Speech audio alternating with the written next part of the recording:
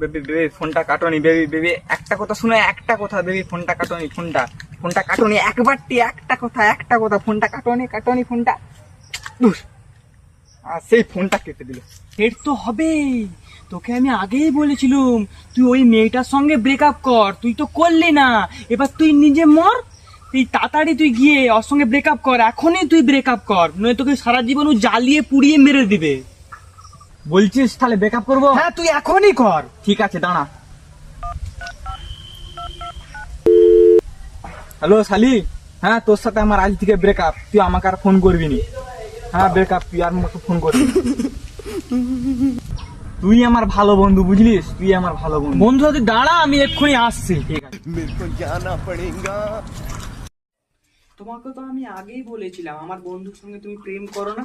ও ঘাটাল চত্বরের মধ্যে সব থেকে বাজে ছেলে। ও দেখতেও যেমন খারাপ, ওর মনোভাবও খারাপ। তুমি এক কাজ করো, তুমি আমার সঙ্গে লাইন। শুয়োরের বাচ্চা, গালি কানে দিচ্ছিস রে ভাই?